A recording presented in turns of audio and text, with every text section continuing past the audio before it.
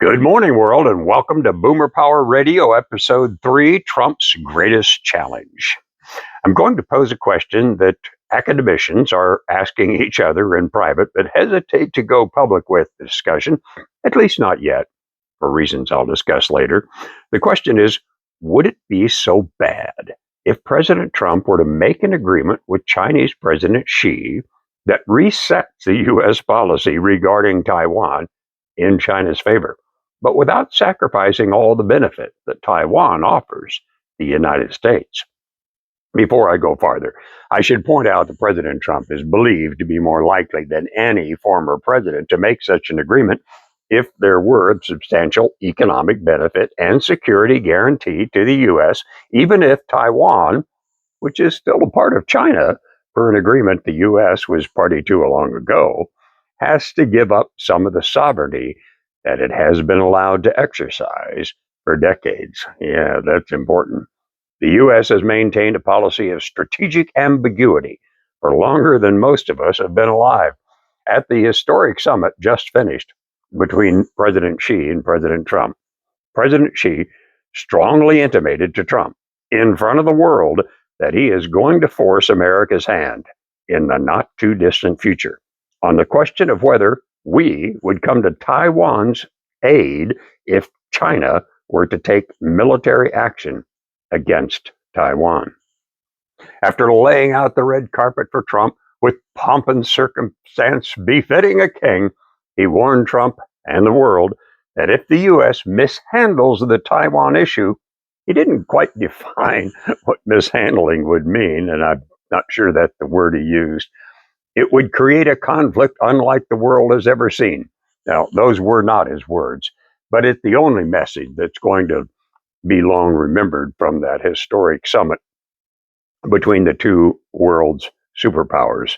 One still the king of the hill, the other who fashions himself someone destined to carry out the Thucydides trap. The Thucydides trap. It takes a while to learn how to pronounce that. She even mentioned Thucydides in his remarks, as the Wall Street Journal explained in a column after the summit.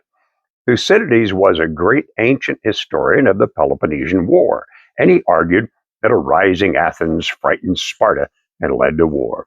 Harvard political scientist Graham Allison popularized what he called the Thucydides trap by identifying a dozen times in history when a rising power threatened an established power and war resulted.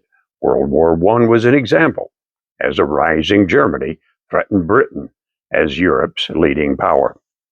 Interesting, isn't it, that President Xi of China would be reading and liking the works of a Harvard historian?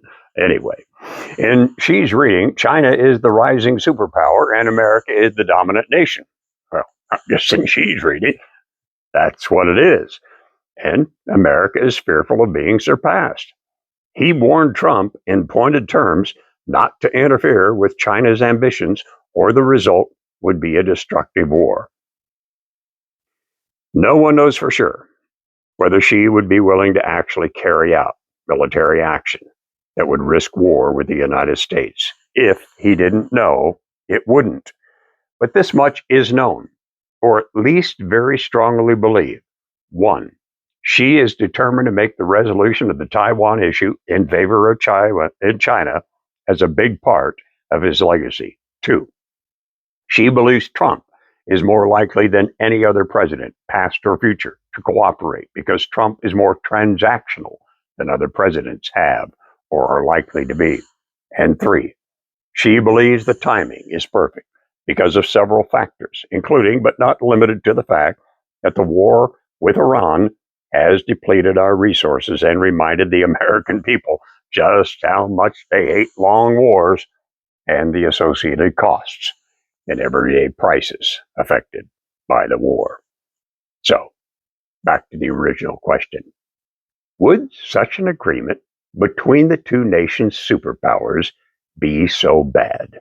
And if so, why? Do we think we can save all the nation's people from an autocratic form of government that is likely as not to restrict important freedoms? Is that perhaps perhaps not a bit naive? And more important, if that's what we want, are we setting a good example with our own government? To many rational people, our own government seems to be getting more autocratic all the time. Does President Trump seem to you like someone who would risk America going to war because he despises autocratic government that will use the government to keep people in line? Just asking. Why are others not openly discussing this? Why are they discussing it only behind closed doors? There are two potential reasons. One is they fear being labeled soft on China, which is politically very unpopular these days. The other, and I think more likely reason, is they fear being accused of saying something positive about Trump. For academicians, that might be the greater danger. Thanks for listening to Boomer Power Radio on Facebook, YouTube, and X. I keep forgetting to say that.